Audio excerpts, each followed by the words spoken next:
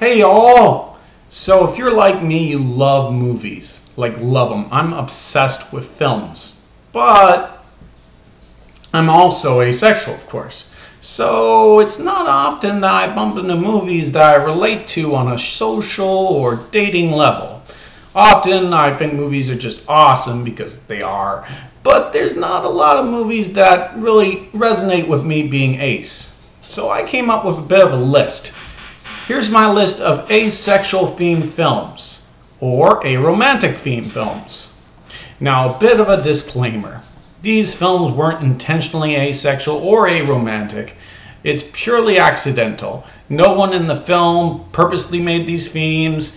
No one in the film is likely ace. No one intended to do anything like this. It's all just pure accident, and it's all just pure opinion.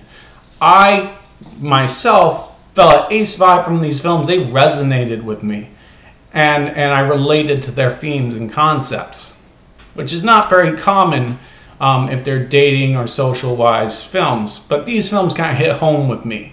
So I'm going to call them ace friendly, even though they weren't intended to be, even though it was a complete accident. These films still seem to have asexual themes to them. So that's my disclaimer. None of these were on purpose, but if you're ace like me and you like movies, or if you're aromantic and you like movies, maybe some of these movies you'll get a kick out of. So here's my asexual or aromantic list of awesome movies that are ace friendly. So number one should be obvious. Everyone should be saying this one right off the bat and should know the film I'm opening with here. It's just plain blatantly obvious. But Frozen. Literally everybody in the LGBTQA likes Frozen. There's not someone who is not in the LGBTQA that doesn't like Frozen. Everyone likes it. And I know a lot of asexuals are like, but I'm not part of the LGBTQA or yada yada yada. Well, you'll still like Frozen. You'll still like it. And it's an awesome movie. And Elsa is single. And she doesn't get a crush on anyone. And when her sister comes up telling her she's about to get married, Elsa's like, why would you get that? You're crazy. Now, of course, that's because she's rushing into marriage. But, you know, if anybody rushed up to me and say, I'm about to get married, I'd never be able to relate to that. It just seems so random. So maybe she could be aromantic and not romantically attracted to anyone. Yeah, aromantic means you're not romantically attracted to anyone. So maybe that's why she doesn't relate to it. Maybe. Like, she doesn't get a crush on anyone, and she's a girl, and Hollywood is obsessed with pairing girls, so maybe that means something. Anyways, it's an awesome movie. A lot of people relate to it. It's a great flick. See it. Okay, so second movie. This one seems a bit oddball until you kind of think about it. But What's Your Number? Now, the plot of What's Your Number is it's about a girl who, I'll be honest here, she sleeps around a lot, like crazy. And she realizes that society might not be okay with that. And she says, I got to cut this out and find a good guy to settle down with and have a normal relationship with. Now, you're probably saying, that's nothing like asexual. I'm not sexually attracted to anyone, so why would I be into a story where a girl sleeps around a lot? Well, the thing is, the main point of the story, the main ongoing theme, is she's trying to be normal. She thinks that she's weird because she sleeps around a lot, and she wants to fit into the norm and be like all the other girls in normal, healthy, ongoing relationships, not from guy to guy. She's trying to fix herself and have a monogamous, normal relationship. Sound familiar? Yeah, a lot of asexuals that are closeted can go through this period of time, or aromantics that are closeted can go through this period of time where they want to be like everyone else, and they'll try out dating, or they'll try out socializing more, so they'll be like everyone else, and they try to fit in. In essence, they're trying to fix themselves. So they're trying to fit in with the norm. So she goes through the exact same process, only the reverse. Society thinks we're not having sex enough, and society thinks she's having sex too much. So she goes through that exact same process. And at the end of the movie, she has this big, long monologue for why her sexuality is awesome, even if it's not the norm, and people should just respect her and mind their own gosh darn business. And that monologue is awesome. It's awesome. So even though she's completely the exact opposite of us, she goes through the exact same process of questioning her sexuality, trying to fix herself, and in the end, accepting herself and saying, you know what, I'm awesome. Now, the con of that movie is, after she gives that amazing monologue saying she's awesome, she still ends up in a monogamous relationship, and it's very norm, and she'll probably never date anyone but her main love again. So, yeah, the movie kind of like destroys the whole point of the film with its end. I hate when Hollywood does that. It has this cutting-edge film that really goes against the grain, and then it has a standard Hollywood ending that goes completely against what the point of the film was. Like, if you have a character that at the end openly says, I'm going to keep sleeping around whether you like it or not, she should end up in an open relationship or something. It completely drops the ball in the ending. But everything but the ending is awesome. It's still a cool movie. And as I mentioned, even though she's the exact opposite, she kind of still goes through the same process that I think a lot of aces have been through. So it did resonate. Movie number 3 is Vampire Girl versus Frankenstein Girl. It's a horror comedy from Japan. Now, a couple warnings about this movie. It's one of the most gory films of all blasted time. It's really gory. So if you throw up easily, don't watch this. It is really sick and crazy. And that's why it's so awesome. Warning number 2, it's trying to be the South Park of Japan. So what it does is it takes a lot of real situations in Japan, real stuff in Japan culture, and it openly mocks it and talks about it. So if you're not familiar with Japan culture, most of the jokes will go completely over your head. So it can be hard to follow.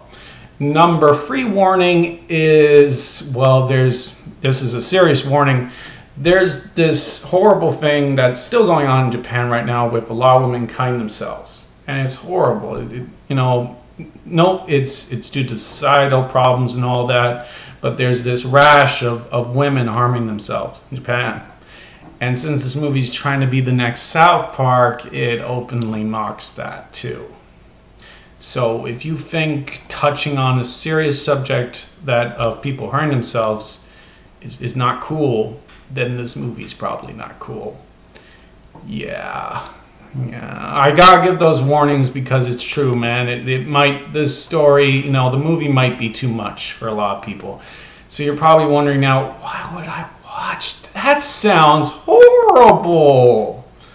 It doesn't sound very ace-friendly either. Well, okay, so here's the actual good stuff about Vampire Girl versus Frankenstein Girl that resonated with me. Okay, so besides for being the most violent movie of all time and being a South Park wannabe and making fun of a couple serious issues that shouldn't really be made fun of, besides for all that, the movie also mocks romantic comedies.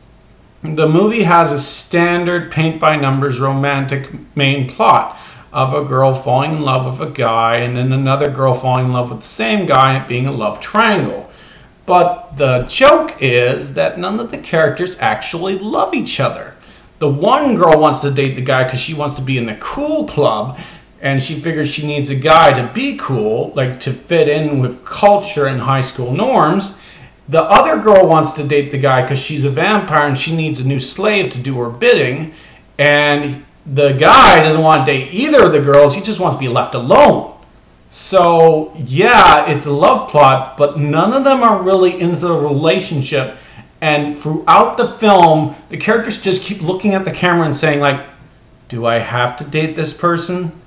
Really? I don't want to. It seems like the guy seems like a dick. Like, that's the whole movie. They just keep turning the camera and saying, not interested, but I got it, so whatever.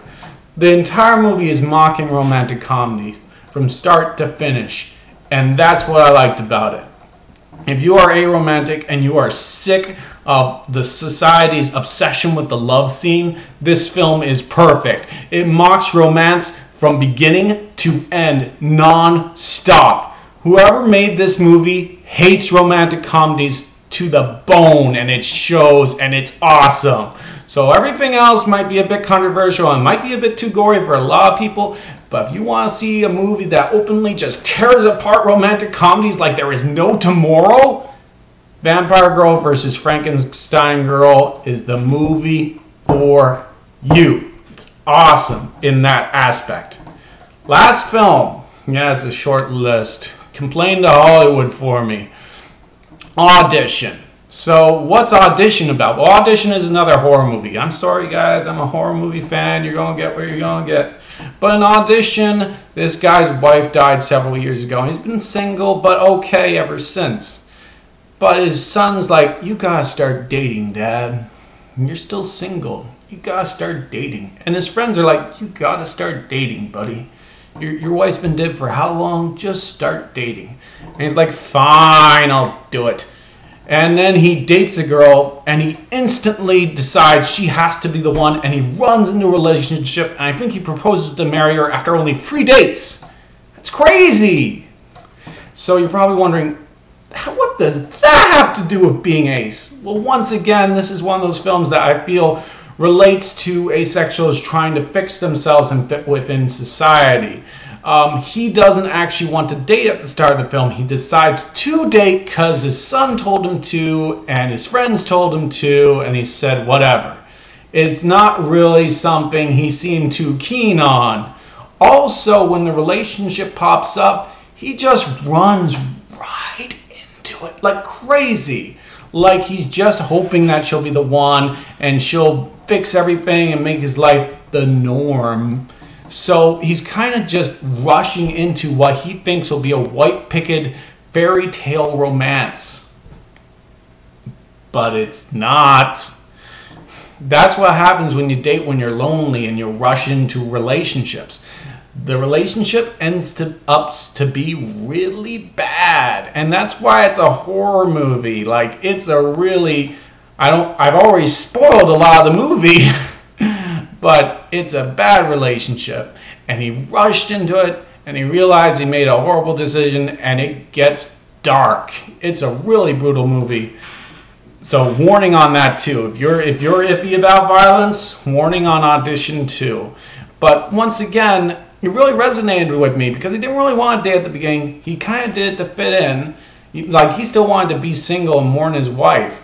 So he dated to kind of fit in, and also he rushed into a relationship. You know, he just went heads first because he thought, it's what I should do, and he just rushed into it. And of course, it turned out to be faulty and broken. So it is also a bit anti-dating. So for any asexual or a romantic that said, you know, I've been single for too long, and you kind of just rushed into dating and you rushed head first in the first relationship that you could get, and it turned out to be horrible and just all fell apart.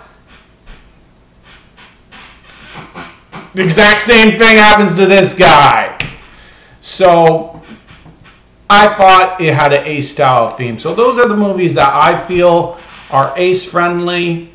Well, not really friendly because 2 of them are extremely violent and they all have nothing to do with being ace. But whatever, that's my list. So, have you seen these movies? If you're ace, did you like these movies? What movies would you suggest to see if you were ace? Come on, let's you know, one of my favorite shows is Needs More Gay. Let's do a Needs More Ace. Let's do that. That would be cool. Come on. It would be. It would be cool.